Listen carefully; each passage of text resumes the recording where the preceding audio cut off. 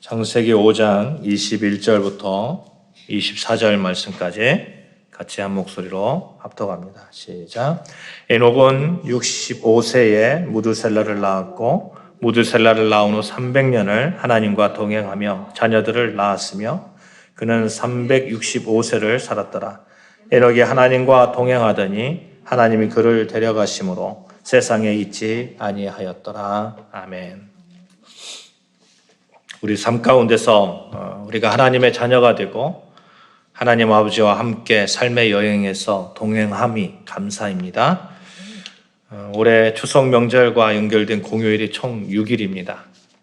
추석 명절이 주일과 또 개천절과 연결되어 있죠. 그래서 긴 공휴일 동안 참 많은 이들이 고향을 향해 나섰습니다.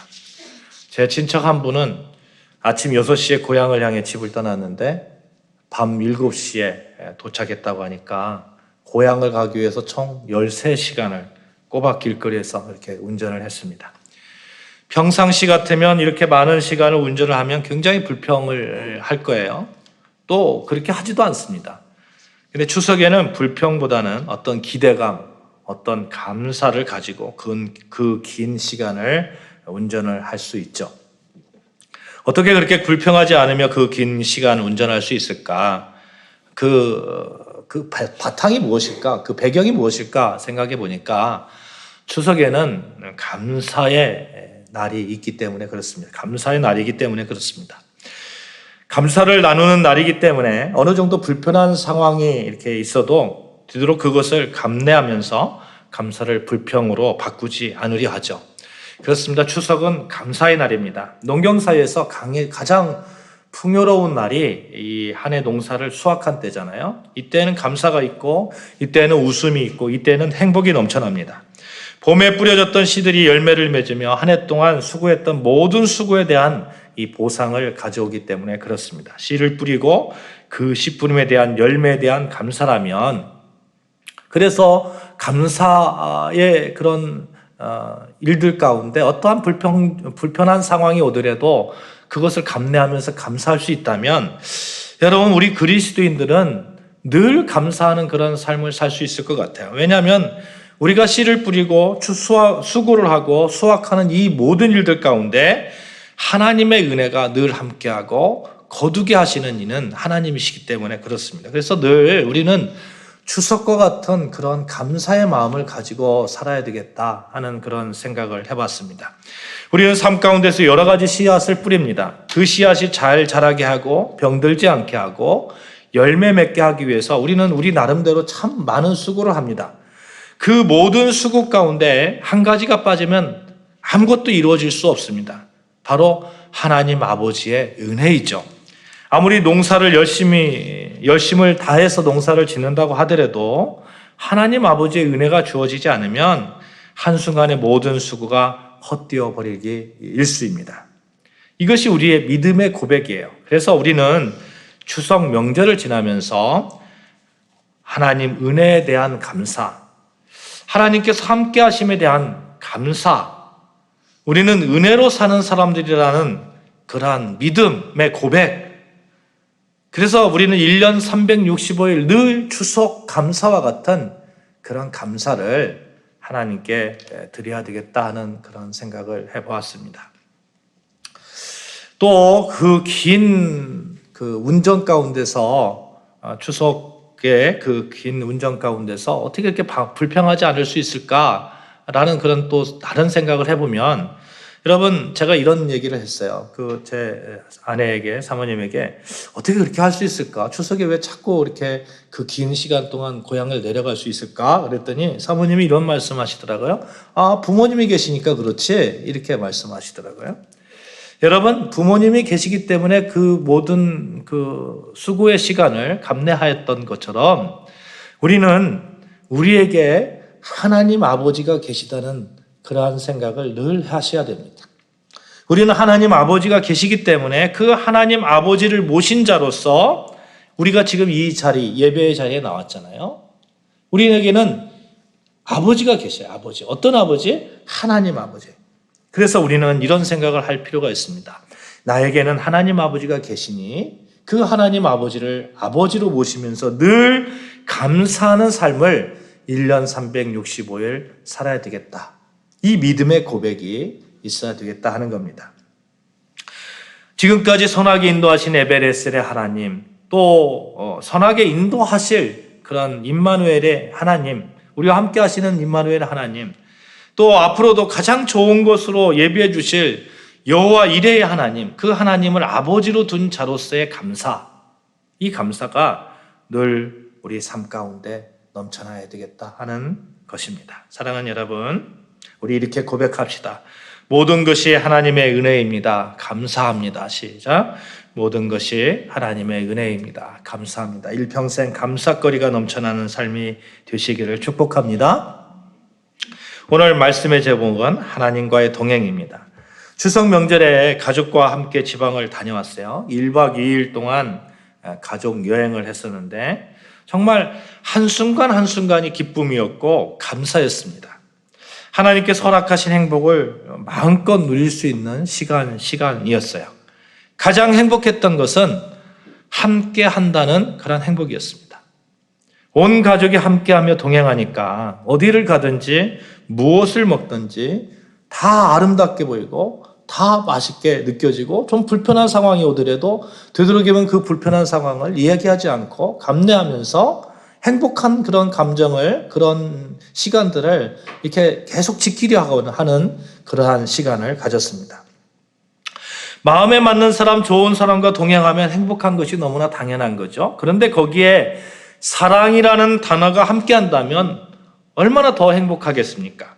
가족은 사랑이 전제되고 또 그렇게 어울리는 공동체입니다. 그러니 가족이 함께 여행하니 행복이 더욱 배가 되었던 것이죠. 육신의 가족이 있습니다만 영의 가족이 있습니다. 성경에서는 종종 하나님을 우리의 아버지라고 말씀하고 우리는 하나님의 자녀라고 그렇게 가족의 개념으로 여러분과 저 또 하나님의 관계를 설명하고 있습니다. 우리는 하나님을 가족으로 둔 사람들입니다. 그래서 가족이 함께 모이고 함께 동행하면 그것처럼 행복한 것이 없듯이 하나님과 동행함이 가장 행복한 그런 삶의 여행이 됩니다. 그것뿐만 아닙니다. 하나님을 아버지로 둔 교회 가족 공동체, 여러분과 그 행복의 원동력이 되는 것이죠. 저는 이 세상에서 가장 아름다운 삶은 하나님과의 동행 가운데 주어지는 삶이라고 확실히 믿습니다. 전능하신 하나님과 함께 동행하면 우리는 성공한 삶을 살 수 있습니다. 삶은 방향을 잃어버리지 않고 올바른 길을 갈 수 있습니다. 풍성한 삶을 살 수 있고 가치 있는 삶을 살 수 있습니다. 요즘 자동차가 가지고 계신 분들 내비게이션 다 가지고 계시잖아요. 그 내비게이션 중에 스마트폰으로 하는 내비게이션이 있어요. 그래서 늘 스마트폰을 가지고 다닌다는 거예요. 스마트폰을 항상 가지고 다니면서 어느 방향으로 가야 될까 스마트폰에 의존을 합니다. 그 스마트폰 내비게이션에. 그런데 우리는 정말 우리 삶을 하나님께서 어떻게 인도하실지, 어디로 하나님께서 그렇게 우리 삶을 펼쳐주실지 우리는 기대하고 있잖아요. 그래서 우리는 우리 삶 가운데서 늘 하나님과 동행하면서 하나님께서 인도하실, 하나님께서 펼쳐주실 그 길 가운데 하나님께서 이쪽으로 가라 하면 이쪽으로 가고 저쪽으로 가라 하면 저쪽으로 가는 거예요. 스마트폰 내비게이션이 이쪽으로 가라 하면 이쪽으로 가고 저쪽으로 가라 하면 저쪽으로 가듯이 하물며 기계인 이 스마트폰에 의존해서 사는 우리 삶인데 하나님 아버지께서 인도하시는 그 길, 우리가 거역할 그러한 이유는 아무것도 없다 하는 것이죠. 여러분, 철길을 걸어본 사람들 알 거예요. 철길을 걷다가 이제 그 철길이 있으면 혼자서 이렇게 철로를 이렇게 쭉 걷다 보면 넘어지잖아요. 넘어지는데 두 명이 이렇게 손을 잡고 철로를 이렇게 걸어가면 넘어지지 않습니다.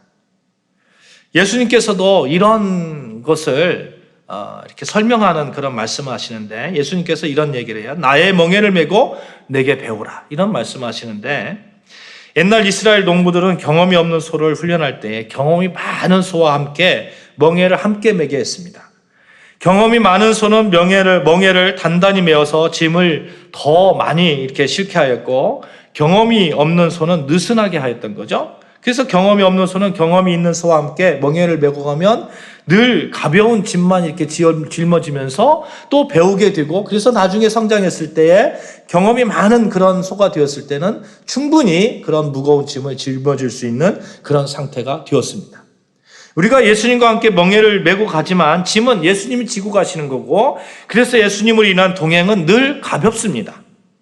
여러분, 신앙 성숙의 구체적인 증거가 무엇일까요?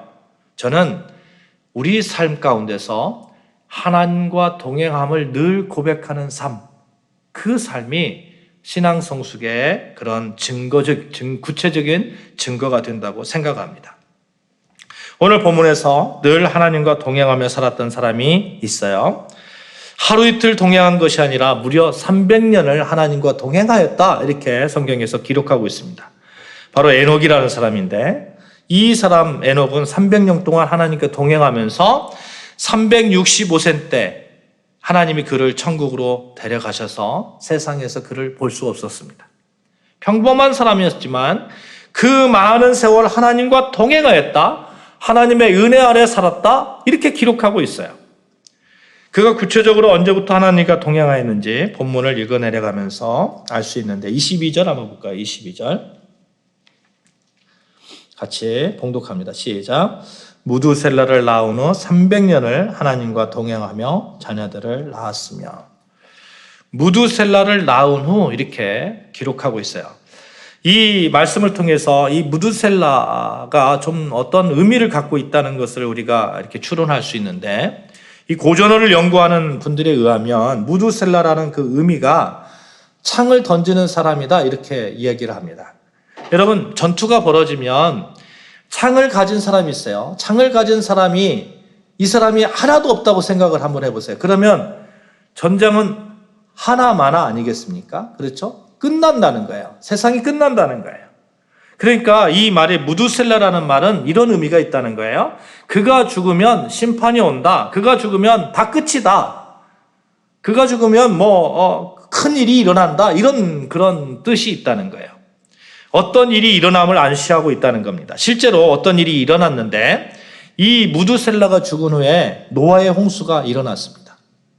그러니까 무두셀라가 죽은 그때에는 심판의 때가 도래한 것이라는 것이죠. 하나님께서 어느 날 에녹과 대화를 하는 거죠. 야, 세상이 너무 타락해서 내가 심판해야겠어. 근데 그래서 네 자식을 낳으면 무두셀라라고 이름을 줘.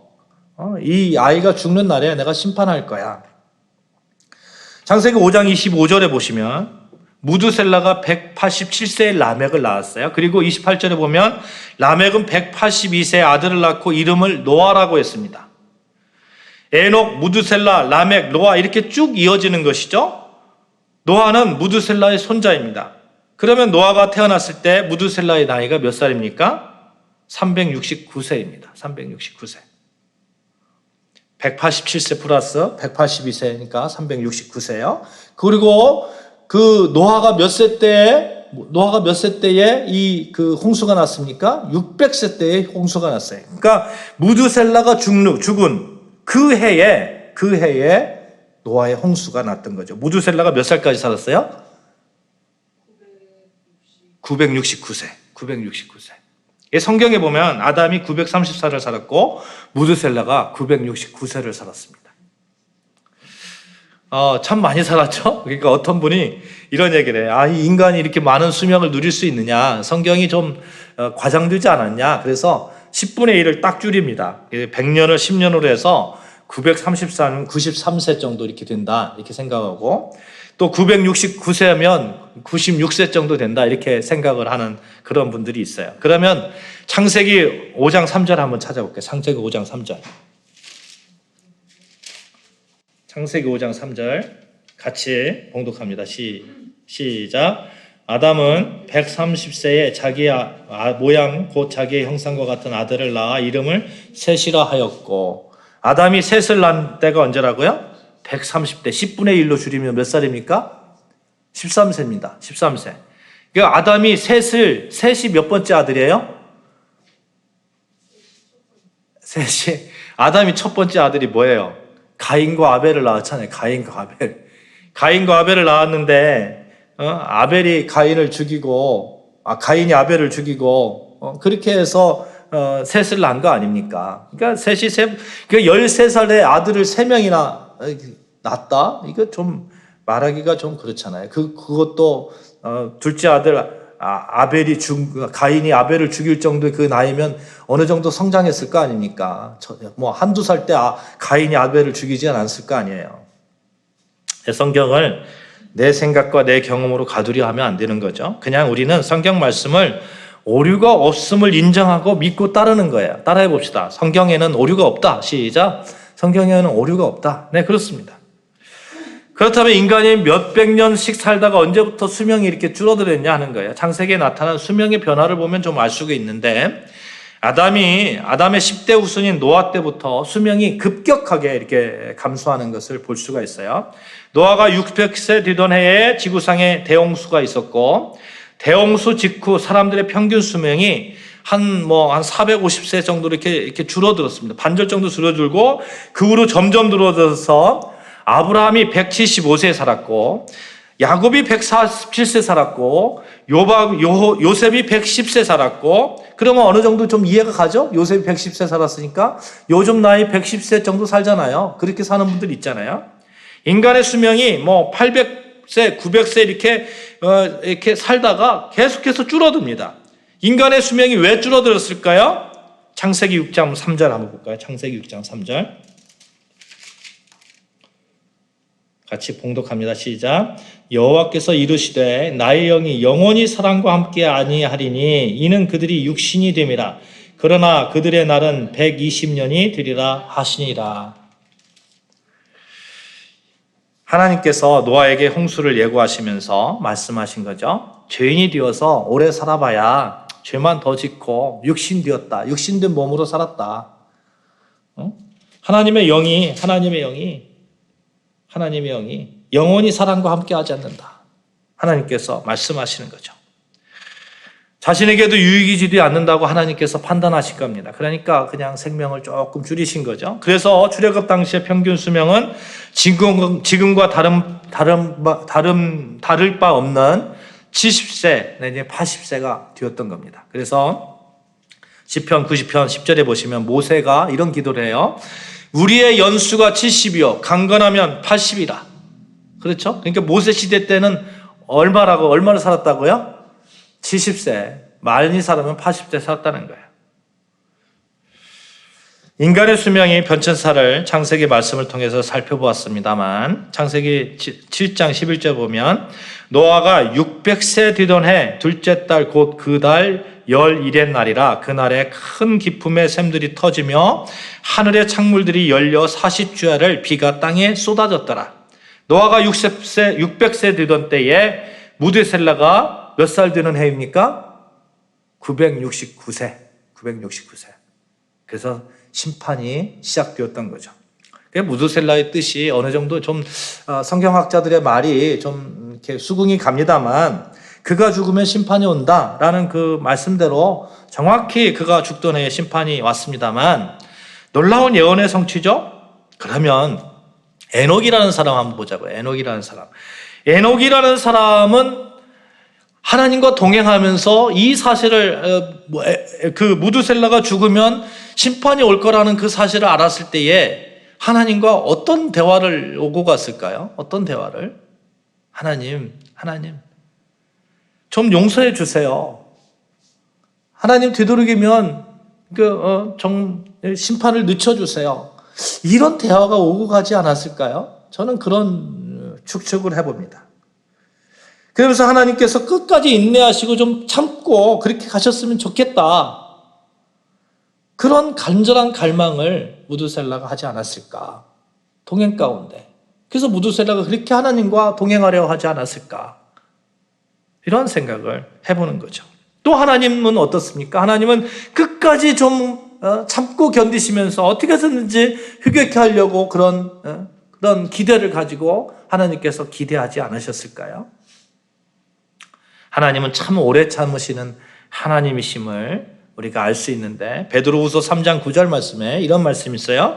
주의 약속은 어떤 이들이 더디다고 생각하는 것 같이 더딘 것이 아니라 오직 주께서는 너희를 대하여 오래 참으사 아무도 멸망하지 아니하고 다 회개하기에 이르기를 원하시느니라.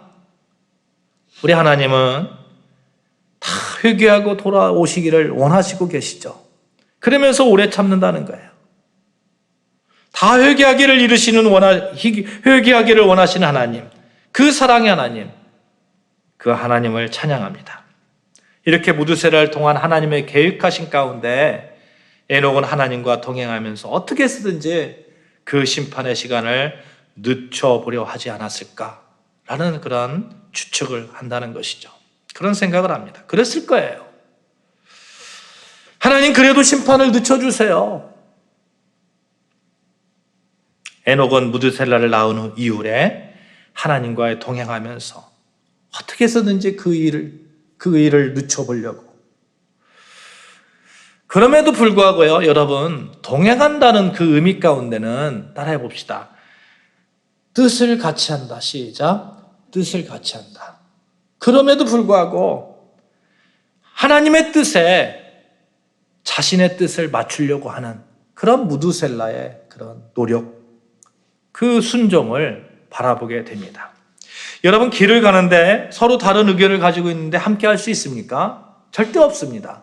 각자 다른 길을 갈 수밖에 없습니다. 에녹은요, 철저하게 그럼에도 불구하고 하나님의 뜻에 자기를 순종시킨 사람입니다. 그렇게 맞추어 갔던 사람이에요. 그렇게 하지 않고서는 하나님과 절대로 동행할 수 없습니다.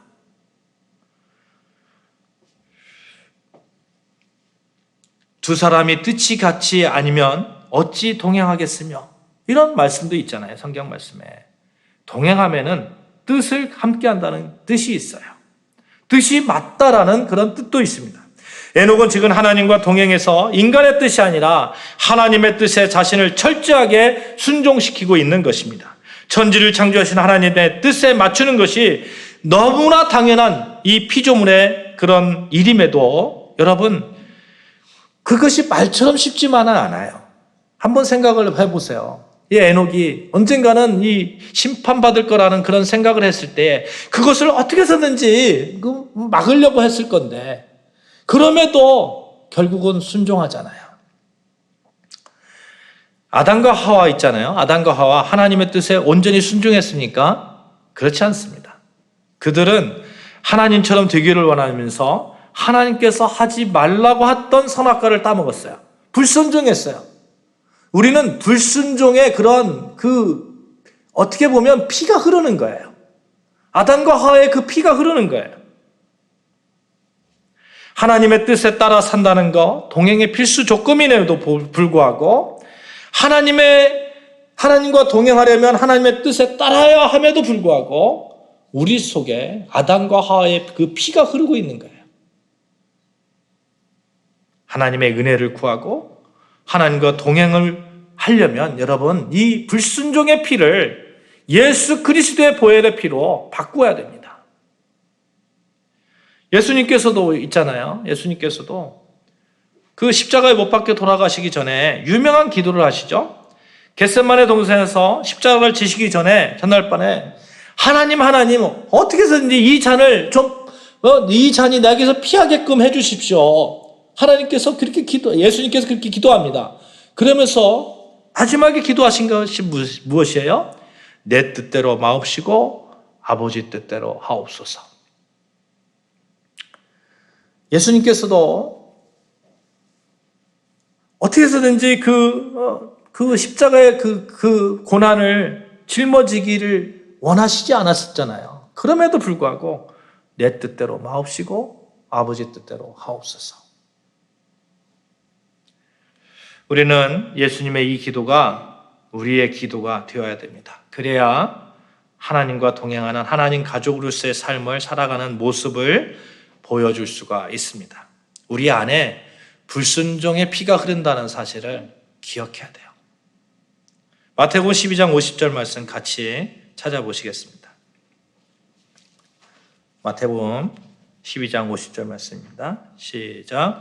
누구든지 하늘에 계신 내 아버지의 뜻대로 행하는 자가 내 형제요 자매요 어머니이니라 하시더라. 다시 한번 마태복음 12장 50절 말씀 시작. 누구든지 하늘에 계신 내 아버지의 뜻대로 행하는 자가 내 형제요 자매요 어머니이니라 하시더라. 하나님의 가족되었잖아요. 여러분과 제가 하나님을 아버지라고 고백하잖아요. 그런 자라면 아버지 하나님의 뜻대로 뜻 가운데 순종하는 삶이 되어야 되겠다 하는 겁니다. 에녹은 하나님과 동행하면서 하나님의 뜻에 자신의 뜻을 맞추는 과정을 가졌던 것이죠. 창세기 5장에 보면 아담에서 노아까지 계보가 쭉 이야기합니다. 그 계보에서 나오는 말이 누구는 몇 세에 누구는 몇 세에 얼마를 살았다 죽었다 이렇게 쭉 나오다가 문득 에녹에 이르러서 그 필체가 바뀌어서 에녹은 65세에 무드셀라를 낳고 무드셀라를 낳은 후 300년을 하나님과 동행하였다. 이 하나님과 동행하였다는 이 이력이 전부예요. 근데 이 하나님과 동행하였다는 그 안에 굉장한 의미가 포함되어 있다 하는 겁니다. 하나님의 뜻과 함께하였다. 하나님의 뜻에 순종하였다. 에녹은 철저하게 하나님께 자신의 뜻을 맞추었던 것이죠.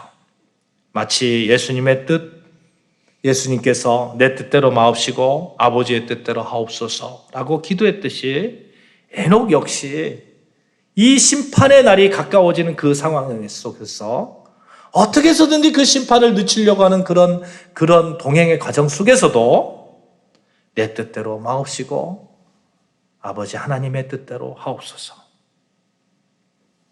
그 삶이 얼마나 아름다웠던지 하나님께서 그를 인정하시고 그냥 데려가시잖아요.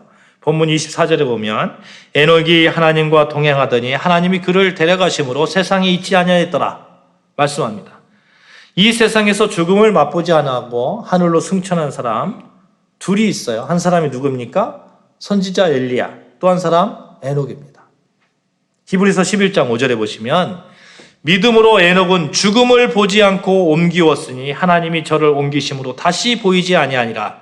저는 옮기우기 전에 하나님을 기쁘시게 하는 자라 하는 증거를 받았느니라. 옮기시기 전에 어떤 사람이었다고요? 하나님을 기쁘시게 하는 자라. 하나님을 기쁘시게 하는 자라. 심판의 날이 가까워지는데 노아의 홍수의 심판의 날이 가까워지는데 하나님과 동행 가운데서 하나님을 기쁘시게 했던 자라는 거예요. 어떻게 기쁘시게 할 수 있습니까? 하나님의 뜻에 온전히 순종했기 때문에 아니겠습니까? 사랑하는 여러분, 여러분과 저의 삶에 하나님과 가족 되어짐을 믿으시면 아멘 하시기 바랍니다. 아멘. 가족 되은 우리 하나님 아버지의 마음을 기쁘게 하며 하나님의 뜻을 우리 삶 가운데 온전히 이루어가는 그런 삶을 살아야 되지 않겠어요? 하나님의 뜻을 알기 위해서 그 뜻을 행함으로 하나님을 기쁘시게 하기 위해서 우리는 늘 노력해야 되지 않겠습니까? 마음으로, 성경 말씀으로, 환경으로 사람들을 통해서 말씀하시는 그 말씀에 늘 귀를 기울이면서 하나님께서 어떤 뜻을 가지고 계신지 늘 세밀하게 그렇게 우리 하나님의 뜻에 우리 자신의 뜻을 맞춰가야 되지 않겠습니까? 다윗이라는 사람이 있어요. 다윗은 정말 하나님을 바라보는 사람이었던 것 같아요. 그가 아들 압살롬이 그 민심을 이렇게 같이 민심을 도적해서 반란을 일으키잖아요. 그래서 왕궁을 빼앗기고 쫓겨나는데 그때 시므이라는 사람이 다윗을 이렇게 참 이렇게 뭐라고 하냐 이렇게 좀 조롱합니다. 조롱해요. 그때 다윗의 장수가 저 개 같은 놈을 단칼에 베어버릴까요? 이렇게 이야기를 합니다. 그러니까 다윗이 이런 얘기를 하죠. 하나님이 시키신 일인가 보다. 그냥 놔둬라. 하나님이 시키신 일인가 보다. 하나님과 동행하는 사람은 어떠한 문제를 만날 때에 그 문제를 개별적으로 보지 않습니다. 하나님과 연관시켜서 보는 거예요. 하나님의 뜻은 무엇일까? 하나님은 이 일을 통해서 나에게 무엇을 말씀하시려고 하실까? 회개할 것 회개하고 하나님의 해결을 구하며 해결할 것, 하나님께 해결해야 될 것이 있으면 기도하면서 해결하고, 요셉도 그렇잖아요. 요셉 한번 보십시오. 어렸을 때부터 그 애굽의 종살이, 또 애굽의 그 최고의 통치자, 그 모든 과정 속에서 얼마나 고생을 많이 했습니까? 창세기 45장에 보면 요셉이 자기를 죽이려 했던 형제들을 용서하는 장면이 나와요. 45장 8절 제가 봉독해 드릴게요. 그런즉 나를 이리로 보낸 이는 당신들이 아니요 하나님이시라. 형제들이 자기를 노예로 팔아서 애굽 땅에 이렇게 노예로 왔는데 그곳에 보낸 이가 누구라고요? 하나님이시라. 이 믿음의 고백을 하는 거예요. 이 하나님의 뜻을 보는 거예요. 사랑하는 여러분, 우리는 하나님을 아버지로 둔 하나님 아버지의 가족입니다. 정상적인 아버지가 자식이 잘못 되는 그런 뜻을 가지겠습니까? 하물며 하나님은 독생자 예수 그리스도를 이 땅에 보내시면서 우리를 죽기까지 사랑하시면서 우리를 하나님의 백성으로 다시 회복시킨, 하나님의 자녀로 다시 회복시킨 그런 분 아닙니까? 그런데 잘못된 길로 인도하실까요? 하나님의 뜻이 그 뜻일까요? 천부당 만부당한 일이죠. 그러므로 우리는 하나님의 뜻에 확실함을 가져야 돼요.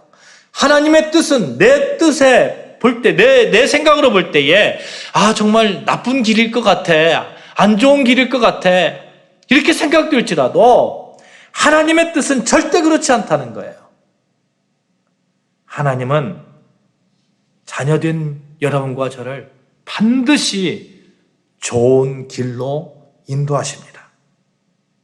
이 믿음을 가지시고 하나님의 뜻에 온전히 순종하는 여러분과 저의 삶이 되시기를 주님의 이름으로 축복합니다.